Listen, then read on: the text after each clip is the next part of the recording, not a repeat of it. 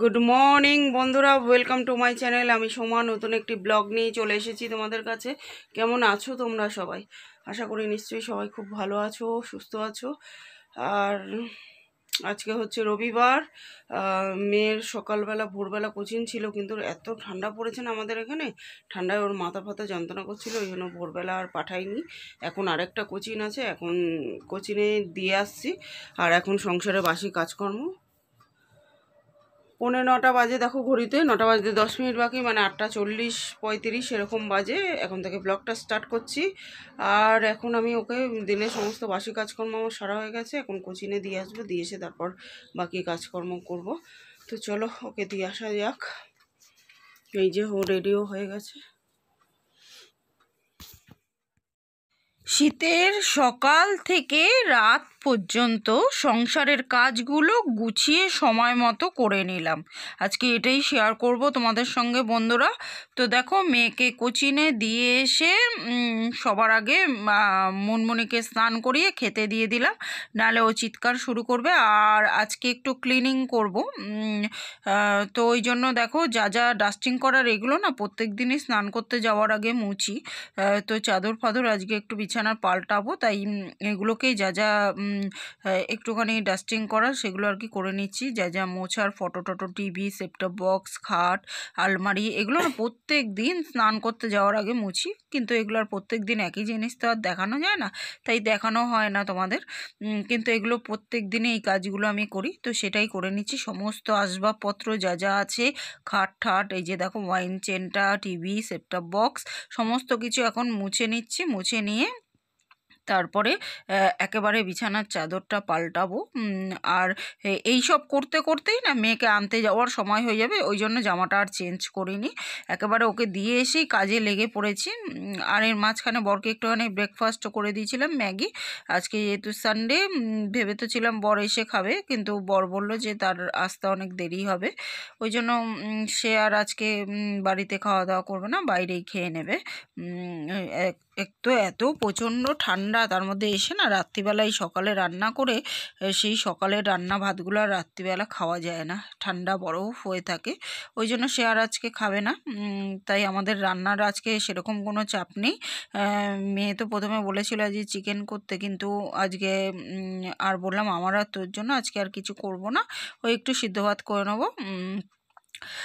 ঘি আলু ভাতে ডিম সিদ্ধ, এর থেকে ভালো খাবার তো আর হতেই পারে না। তো দেখো চাদর ফাদর তুলে এখন বিছানার চাদর টাদর পেতে নিয়েছি, আর ওয়ারগুলো পরে ভরাবো। এখন আপাতত সময় নেই, প্রচুর কাজ আছে, প্রচুর কাজ করতে হবে আজকে।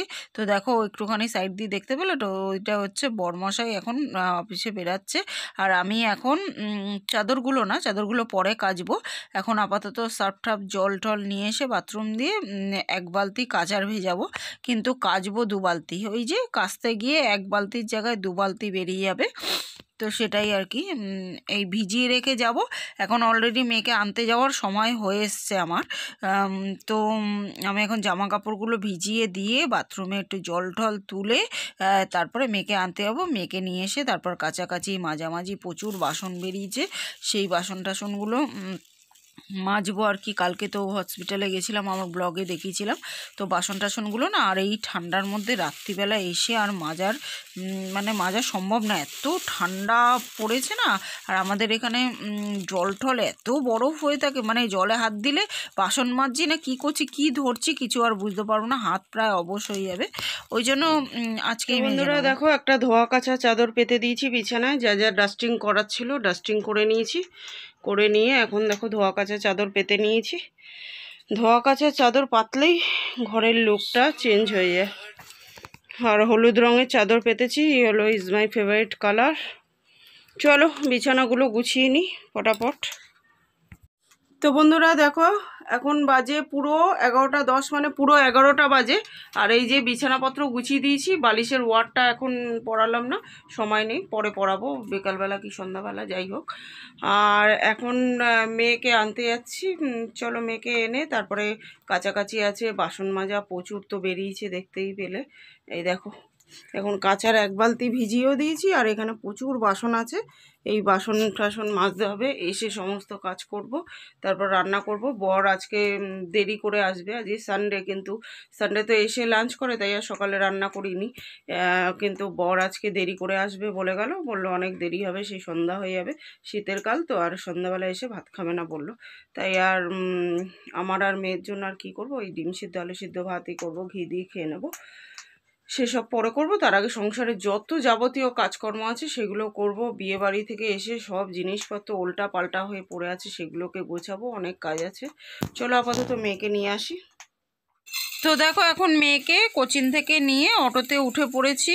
তো চলো বাড়ির দিকে রওনা দেওয়া যাক, আর যাওয়ার সময় একটুখানি ব্রেকফাস্ট নিয়ে যাব, কারণ আজকে আমার কাজ করতে প্রচুর টাইম লাগবে। বন্ধুরা দেখো মেয়েকে নিয়ে চলে এসেছি, আর আসার সময় একটু আমাদের ব্রেকফাস্ট নিয়ে এসেছি, এই যে নানপুরি এগুলো, আর ছোলার ডাল আর আলুর দম, এই হবে আমাদের ব্রেকফাস্ট, কারণ প্রচুর কাজ আছে, তো তার আগে একটু ব্রেকফাস্ট করে নেবো। দেখো কত বাসন মাজার বেরিয়েছে, ওই জন্য আপাতত আমি ঠোঙায় করে খেয়ে নেবো, আর এখন থালা বাড়াতে পারছি না। দেখো এই মাজতে গিয়ে এখন 2 ঘন্টা লাগবে, আর এদিকে গরম জল বসিয়ে দিয়েছি, এই যে গরম জল বসিয়ে দিয়েছি, মেয়ে একটু স্নান করতে যাবে,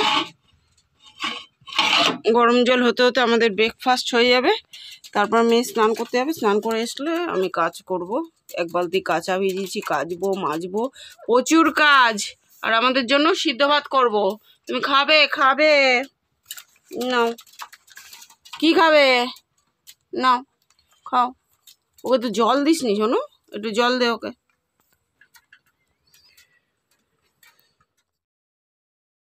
তো দেখো এখন মেয়েকে স্নান করতে পাঠিয়ে দিয়েছি, ব্রেকফাস্ট করা হয়ে গেছে, আর আমি কাজে লেগে গেছি, কাজে লেগে পড়েছি আর কি। তো এই যে আয়নার সামনেটা প্রচুর সাজার জিনিস থাকে, সেই সাজার জিনিস, তারপর বিয়ে বাড়িতে সাজা হয়েছিল, সে বিয়ে বাড়ি থেকে এসে সাজার জিনিস সমস্ত কিছু বাইরে লুটোপুটি গড়াগড়ি খাচ্ছিল, হাসপাতালে যেহেতু দৌড়াদৌড়ি করছিলাম, তো সময় পাইনি গোছানোর। তো সেগুলোই একেবারে এই যে ডাস্টিং করে মুছে টুচে একদম আয়না টায়না কলিন দিয়ে মুছে পরিষ্কার করে তারপরে এই যে গুছিয়ে নিচ্ছি জায়গা মতো, সমস্ত কিছু মুছে টুচে একেবারে রেখে দিচ্ছি। আর ওখানে দেখো প্রচুর জামা কাপড়, এগুলো কিন্তু সব কাচা ভাঁজ করারও সময় পাইনি, মানে মনও ভালো ছিল না, আর কাজ করতেও ইচ্ছে করছিল না। তো আজকে ভাবলাম না করলে হবে না, ঘরটা কেমন আগোছালো লাগছিল, ওই জন্য আজকে সমস্ত কাজ করে নেবো।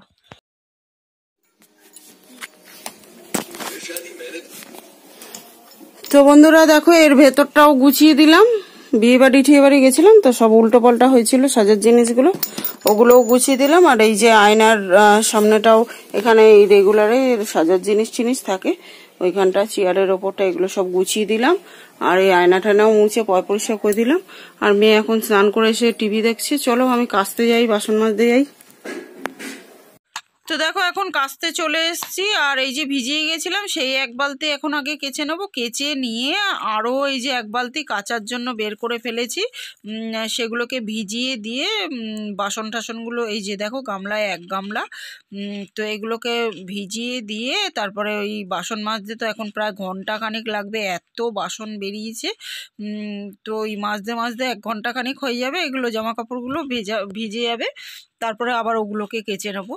তো চলো এখন পটাপট স্পিডে কাজ করি, এভাবেই কিন্তু আমি স্টেপ বাই স্টেপ কাজগুলো করি, মানে একটা কাজের ফাঁকে আরেকটা কাজ করে নিই, যাতে সময়ও নষ্ট না হয় অথচ কাজগুলো গুছিয়ে করা যায়।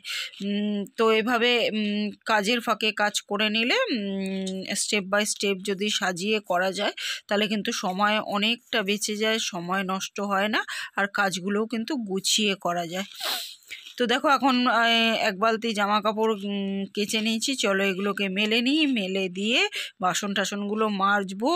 অলরেডি আরেক বালতি তো ভিজিয়েও দিয়েছি, আর ততক্ষণে 1 ঘন্টা হয়ে যাবে বাসন টাসন মেজে, তারপরে আবার কেচে নেব 1 বালতি। আর এখন আমার ঘরটর মোছা সমস্ত কাজ আর কি কমপ্লিট হয়ে গেছে। তো চলো দেখতে থাকো তোমরা।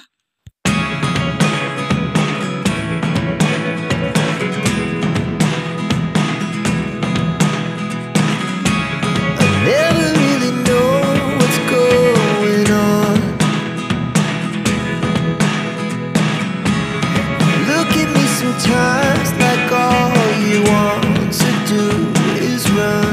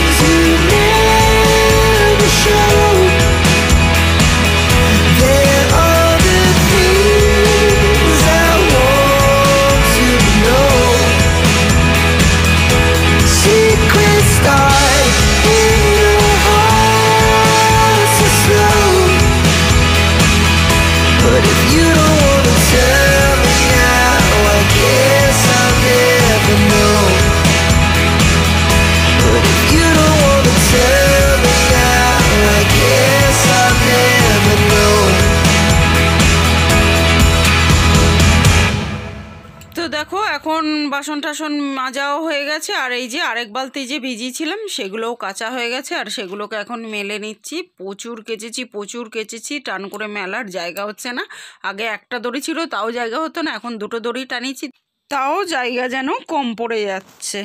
গুড আফটারনুন বন্ধুরা, দেখো এখন 5:05, মানে ওই 5টা বাজতে 10 মিনিট বাকি। আর কত জামা কাপড় দেখো, এইসব কেচেছিলাম, শুকিয়েছে। আর তারপরেই তো মায়ের শরীর খারাপ হলো, হসপিটালে দৌড়াচ্ছিলাম, ওই জন্য আর ভাঁজ টাজও করা হয়নি। ভালো জামা কাপড়, রেগুলারের জামা কাপড় সব আছে এখানে। তো প্রচুর জামা কাপড়ের টাল দেখতে পাচ্ছ তো, প্রচুর জামা কাপড়। চলো এগুলোকে ভাঁজ করে পটাপট যেটা যেখানে রাখা রেখে দিই। বাসনপত্র এখনো গুছানো হয়নি, দেখো এক গামলা। চলো সমস্ত কাজ ফটাফট করে নিই।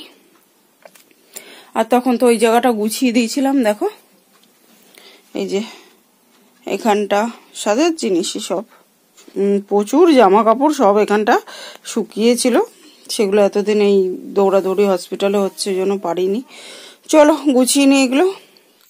তো দেখো বন্ধুরা, প্রচুর জামা কাপড় তো দেখালাম, এখন সেটাই ভাঁজ করতে বসেছি। বাবা কবে থেকে কেচেছিলাম, আমার ব্লগে তো দেখিয়েছি 3 বালতি কেচেছি, মানে তারপর তো মাকে নিয়ে দৌড়াদৌড়ি করা হচ্ছে আর কাচারও সময় পাচ্ছি না। তো আরও 3 বালতি বোধহয় ভরানো পড়ে রয়েছে। বিয়েবাড়ি ঠিয়েবাড়ি গেছি সেসব জামা কাপড়। তোমাদের তো বলেছি আমি ভালো জামা কাপড় একদিন পরলেও সেটা না কেচে আমি আলমারিতে তুলি না। তো সেই সমস্ত কিছু কাঁচা হয়ে গেছে, কিন্তু এই যে ভাঁজ করার না তো মনের ইচ্ছা ছিল আর না সময় পেয়েছি, হাসপাতালে দৌড়াদৌড়ি করতে হচ্ছে তো ওই জন্য। আর এই সব কাপড়গুলো এখন পালিশ টালিশও করতে দিতে হবে। তো এখন আপাতত ভাঁজ করে আলমারিতে ঢুকিয়ে রাখবো, ভালো করে ভাঁজ করে পরে সময় করে বরের জামা কাপড় ইস্ত্রি করতে দিতে হবে, আমার জামা কাপড়গুলো পালিশ করতে দিতে হবে। আর ওই যে ভালো শাড়িটা ঝুলছে ওটাকে ড্রাই ওয়াশ করতে দিতে হবে দোকানে। আরও একটা বিয়ে বাড়ি আছে, কিন্তু ওটা যাব না হয়তো। তবু এখন রোদ্দুর দিয়েছিলাম, একটুখানি রোদ্দুর পড়েছিল দড়িতে, তো রোদ্দুর ফদ্দুর দিয়েছিলাম আর কি।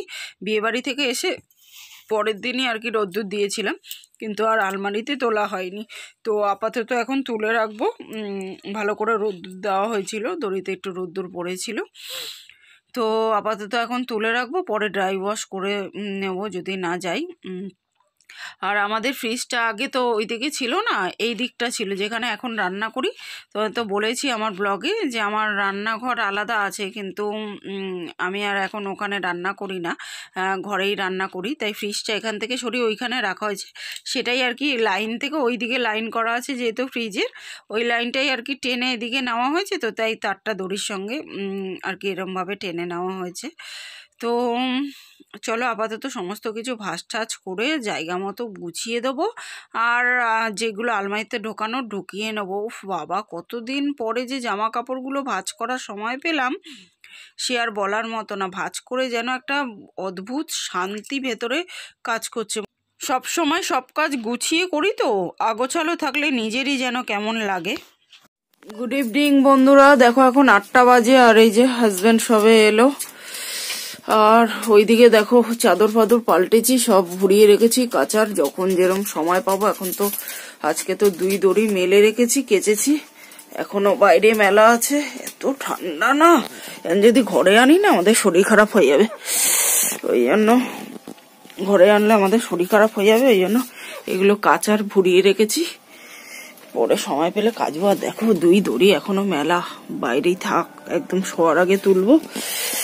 আর এখন হাজব্যান্ড সংসারের প্রয়োজনীয় কিছু জিনিসপত্র নিয়ে এলো, আটা, বিস্কুট, এটা কফি, এটা বেসন, আর এটা হচ্ছে চানাচুর, এটা হচ্ছে কফি। চলো একটু কফি খেয়ে নি, ঠান্ডায় না আমি পুরো জমে যাচ্ছি একদম কাঁপতে কাঁপতে। সারাদিন যা জলের কাজ করেছি না, এত কেচেছি, এত ঠান্ডা লাগছে, তার মধ্যে আবার আজকে যা পরিমাণে কদিন ধরেই, আজকে বলে না, এত ঠান্ডা পড়েছে না, সে এখন যদি 1 কাপ গরম গরম চা বা কফি না খাওয়া হয় না, এখন আমার মানে ভেতর দিয়ে যেন কাঁপছি আমি, সেই কাঁপুনিটা আর কি থামবে না। তো ওই জন্য দেখো এখন গরম গরম একটু কফি করে নিচ্ছি। আর সাথে ওইদিকে দেখো গরম জলও বসিয়ে দিয়েছি। গরম জল ছাড়া তো মুখে দেওয়া যাচ্ছে না, মানে এমন অবস্থা হয়ে গেছে আমাদের এখানে। আর এখন এগুলো করতে করতে তারপর আবার বরমশাই বলল গরম গরম, এখন এত ঠান্ডা পড়েছে, গরম গরম একটু পকোড়া করো, খাবো ফুলকপির পকোড়া। তো ওটাই আমাদের রাতের ডিনার হয়ে যাবে আর কি। গরম গরম বরমশাই কটা আর কি মুড়ি দিয়েও খেয়ে নেবে, আর ওই দিয়ে রুটিও খাওয়া হয়ে যাবে। তো খেয়ে যারা কোনোদিন খাওনি একবার খেয়ে দেখতে পারো, কিন্তু গরম গরম পকোড়ার সঙ্গে গরম গরম রুটি খেতে জাস্ট অসাধারণ লাগে বন্ধুরা। তো এই তো হবে আজকে আমাদের ডিনার। তো চলো কফিটা আগে এনজয় করে খেয়ে নিই। গরম গরম কফিটা খেয়ে শরীরটাকে একটু গরম করে নিই, তারপরে বাকি কাজকর্ম করব। আমার কফি পুরো রেডি হয়ে গেছে। দেখো বন্ধুরা, এই ঠান্ডা ঠান্ডা, কি ঠান্ডা যে পড়েছে না, সে আর বলার মতো না। এই ঠান্ডা ঠান্ডা ওয়েদারে গরম গরম একটু কফি খেয়ে নেবো আমরা এখন। আর আমি এখন এই কফিটা করতে করতেই কিন্তু আটাটা মেখে সেট হতে রেখে দিয়েছি। আর বড়া ভাজবো, যে পকোড়া করব, তার জন্য বেসনটাকেও কিন্তু সেট হতে রেখে দিয়েছি গুলিয়ে। বেসনটা মানে যে কোনো পকোড়া করার জন্য বেসনটা যদি সেট হতে রেখে দেওয়া যায় না, কিছুক্ষণের জন্য আধ ঘন্টা মতো সেট হতে যদি রেখে দেওয়া যায়, তাহলে পকোড়াগুলো কিন্তু একদম ফোলা ফোলা বলের মতো হয়, আর কড়মড়ে কড়মড়েও হয়। ভাজার সময় অবশ্যই একটুখানি গরম তেল দিয়ে দেবো, তাহলে একেবারে কড়মড়ে কড়মড়ে হবে, জাস্ট ফাটাফাটি লাগে কিন্তু খেতে এভাবে করলে। তো চলো এখন আপাতত কফিটা খাওয়া যাক।